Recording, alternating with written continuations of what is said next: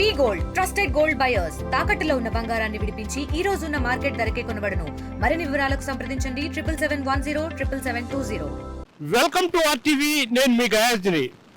రాష్ట్రంలో మోదా తుఫాన్ దూసుకొస్తుంది. ఇందులో భాగంగానే నెల్లూరు జిల్లాలో నిన్నటి నుంచి విపరీతంగా వర్షాలైతే కురుస్తున్నాయి. అయితే ప్రస్తుతం మనము మైపాడు బీచ్ వద్ద ఉన్నాము. సముద్రం కూడా అల్లకల్లోలంగా ఉన్న పరిస్థితి అయితే మనము చూస్తున్నాము. ఒకసారి సముద్రము కనీసము మామూలు వేళల కంటే ఇప్పుడు చాలా ఒక 10-15 అడుగులు ముందుకు వచ్చినట్లయితే తెలుస్తుంది. అయితే పోలీసు సముద్ర తీర ప్రాంతాల్లో ఉన్న దుకాణాలు మొత్తాన్ని ఖాళీ చేశారు. అసలు ఇటువైపు ఎవరిని వెళ్ళనీయకుండా కూడా కట్టుదిట్టమైన భద్రత ఏర్పాటు చేసి ఉన్నారు. అయితే సముద్రం సుమారు ఒక 10 మీటర్ల వరకు ముందుకు వచ్చినట్లు తెలుస్తుంది. అదేవిధంగా ఈ మోదా తుఫాన్ కారణంగా మామూలు రోజుల కంటే అలలు ఒక 2 మీటర్ల వరకు ఎగిసిపడుతున్నాయి. మనం చూస్తున్నాము అలలు ఏ స్థాయిలో ఒక రాక్షసాలుగా ముందుకు వస్తున్నాయి. ఇది మనం చూస్తున్నాము. సముద్రము చాలా కల్లోలంగా కనిపిస్తుంది. అయితే ఎప్పుడు బిజీగా ఉండే వందలాది మంది ఇక్కడ స్నానాలకు వచ్చే ఇది ఇప్పుడు ఖాళీగా కనిపిస్తున్న బీచ్ మనం చూస్తున్నాము. ఇటు ఖాళీగా కనిపిస్తుంది. మామూలుగా రోజుల్లో అయితే ఇక్కడ యాత్రికులతో కిటకిటలాడేది. అయితే ఇప్పుడు అసలు ఎవరు లేరు. అయితే తడ నుంచి కావలి వరకు సుమారు ఒక 70 కిలోమీటర్లు నుంచి ఒక 100 కిలోమీటర్ల వరకు సముద్ర తీరం ఉంది. అయితే సముద్ర తీరంలో సుమారు 150 పట్టపు పాలాలు ఉన్నాయి. అయితే వందలాది మంది ఇక్కడ పట్టపాలెంలో చేపల మీద ఆధారపడి చేపల వేటకు వెళ్ళి దాని మీద ఆధారపడి జీవనం సాగిస్తుంటారు. అయితే గత 4 రోజుల నుంచి ఈ మోదా తుఫాన్ కారణంగా చేపల వేటకు కూడా వెళ్ళవద్దట్టు కూడా హెచ్చరికలు జారీ చేయడం వల్ల ఎవరు చేపల వేట కూడా వెళ్ళలేదు. అయితే మొత్తం చూసుకుంటే సముద్ర తీర ప్రాంతాల్లో మాత్రము అల్లకల్లోలంగా ఉంది. అయితే నిన్నటి నుంచి విపరీతంగా వర్షం అయితే కురుస్తుంది. అయితే గాలి మాత్రము లేని కారణంగా కొంత ఊపిరి పీల్చుకున్నట్లుంది. మైపాడు బీచ్ అదేవిధంగా తోటపల్లి గూడూరు ఆ ప్రాంతాల్లో కూడా పోలీసులు భద్రత ఏర్పాటు చేసి ఎవరిని సముద్రం తీరం వైపు వెళ్ళనీయకుండా చేస్తున్నారు. అదేవిధంగా ఇప్పుడు సముద్ర తీర ప్రాంతాల్లో మనం చూస్తున్నాము.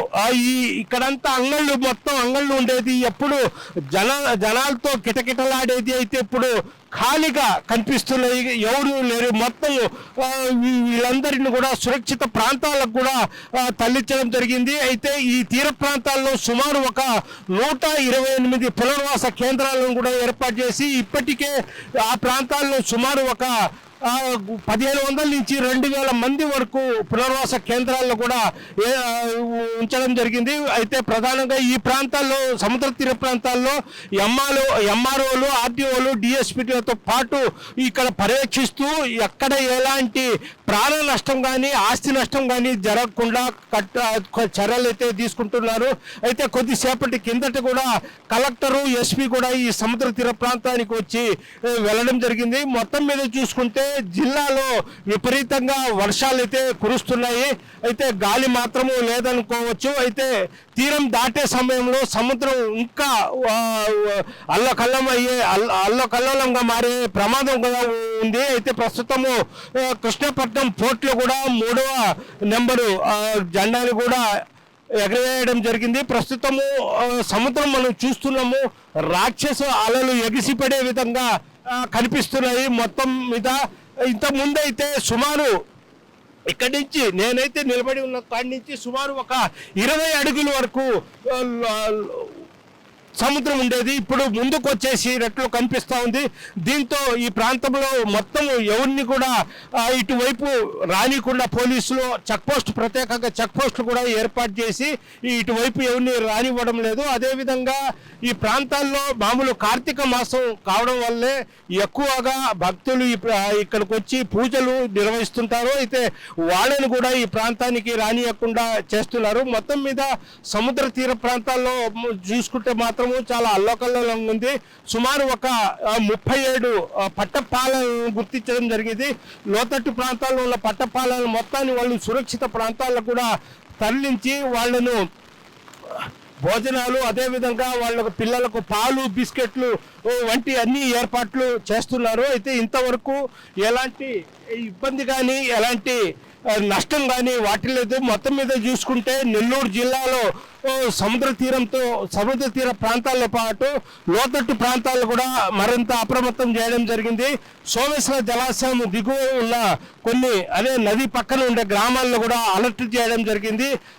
సోమేశ్వర జలాశయానికి పై ప్రాంతం నుంచి అదేవిధంగా కడప కావచ్చు, అదేవిధంగా కర్నూలు నుంచి కూడా భారీ ఎత్తున ఇటు నుంచి వరద సోమేశ్వర జలాశయానికి చేరుతుండడంతో ఇప్పటికే 70 క్యూసెక్కుల నీరు 74 క్యూసెక్కుల నీరు సోమేశ్వర జలాశయంలోకి వచ్చి చేరి ఉండడం జరిగింది. అయితే ఇంకా భారీగా వర్షం కురుస్తుండడం వల్ల ఇంకా వరదలు పైతట్టి నుంచి వచ్చే ప్రమాదం ఉండడంతో కొంత వరద నీటిని మాత్రము సముద్రంలోకి వదిలేస్తున్నారు.